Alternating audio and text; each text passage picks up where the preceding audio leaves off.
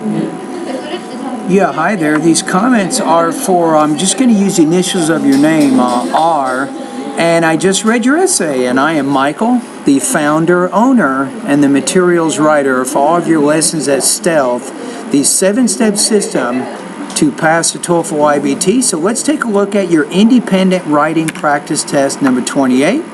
And I'm going to give you some comments in either organization and also language use, right? So from an organizational standpoint, you actually have a fairly specific thesis, and your topics in your body paragraphs, they all connect back to that. And you're also giving, I think, some fairly appropriate details. So let's take a look at some of your paragraphs. So your thesis, you'd like to structure a theater for many reasons, such as a new source of income.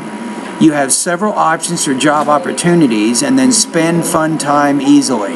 So those are your three ideas.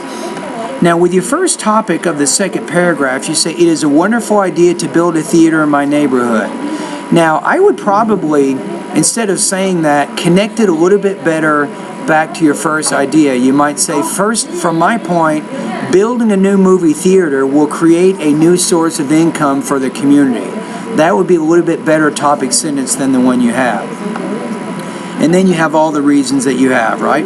Okay, in your third paragraph, which is your second body paragraph, you say, the second reason, it would be multiple options of available working inside the theater, such as ticket sales and the organization of visitors, making popcorn, selling soft drinks, and then maybe, or you might say, possibly working outside the theater. Okay, so here, I think that this topic sentence is a little bit better than the one before because it more closely connects back to your thesis. And your fourth paragraph actually says, when there is a theater, it will increase amusement and there will be a place to waste time for relaxing and so on. So again, that has a good connection. So maybe in that second paragraph, you could probably organize that one a little bit better. Now, I also like the development, the supporting details you're using to support your generalizations. You're actually doing a pretty good job with that. Okay, now let's take a look at your language use. This is where you're having the most problems. So you're having some problems using either the correct word or the correct grammar to express your ideas. So let me point out a different example in each paragraph. So when you get to your first paragraph, I just want to point out one specific language use issue with each paragraph. You might say, okay, in your first paragraph, right after the word services, I would actually put a period after services and begin a new sentence and say, you'll say neighborhood, or a neighborhood is the smallest environment for people, so it should be comfortable. How about this? Should be comfortable and should offer complete services, you might say, period. And then say some people prefer to live far away from housing services for some reason, but this provides a hardship. Maybe, I would say there, when they spend supplies, and it is a waste of money, time, and effort. So instead of you there, you probably want to refer back to people and use they. So in that case, in that paragraph, you're having some sentence formation issues, and you're also having some problems with your point of view. For example, I changed the word you to they because that refers back to people that you already mentioned in that particular paragraph. Okay, let's go to your next paragraph. I'll point out one more example. Let's see. In your second paragraph, you say, let's go to your second sentence. You say, if the theater allocated to the movies build, and I wouldn't use it like that. You want to say is built. You want to use passive voice here. So I would rewrite the sentence to say, if the theater allocated to the movies is built, it will be, how about this? It will be close to shops. Instead of around it, just say it will be close to shops such as coffee shops, supermarkets, gas stations, and many stores.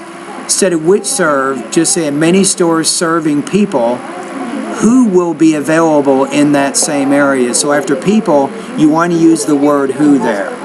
So in that particular sentence, you are having some problems with what's called passive voice, and then you're having problems, sentence formation problems, and that's why I said we'll serve people who will be available in the same area. So around many stores serving people, you could probably say this also, and many stores serving people available in the same area if you don't want to say who will be available. All right, let's go to your next paragraph. I'll point out one more example in here. Let's see.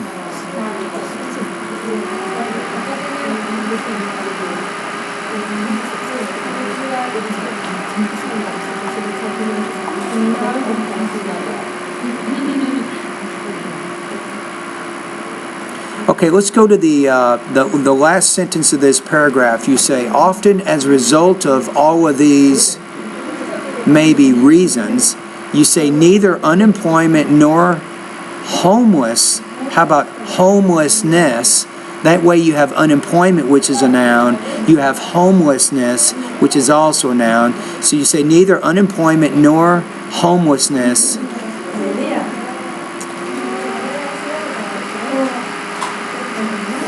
will decrease, maybe, and then say which is a wonderful solution and highly effective to both them and us.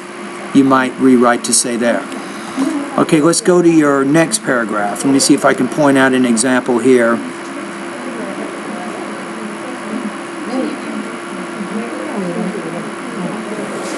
Okay, in the final sentence you say it usually completes amusement to us.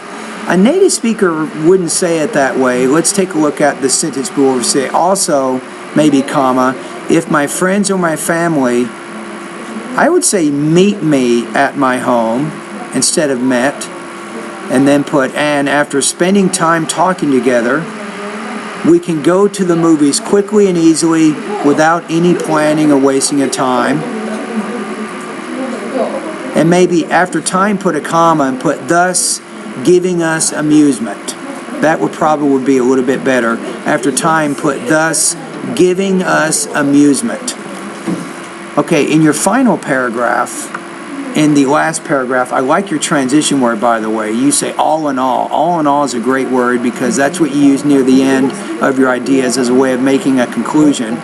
So you say all in all, I expect that the availability of building the theater, you want to say here, is a great idea, comma, and it has many advantages from my point of view, such as, and this is where you have your parallel structure problems, such as helping both business owners and the economy of this place to raise the income, providing a lot of jobs in the region and solutions that will help unemployment, and helping residents to spend quality time and share with family and friends. So that's how I would rewrite that final paragraph. Okay, so let's take a look at the rubrics now. So there's kind of good and bad news here with your paper. So the good news is you actually have a fairly clear organization. You have a lot of supporting details. The bad news is you do have a number of problems with your word choice and also your grammar, as I pointed out in this particular essay. So your score here, I'm going to put you in the high twos, 2.75 out of 5, or 18 points out of 30. And for our class, 2.75, that's going to put you at 73% on this particular assignment. All right, thank you.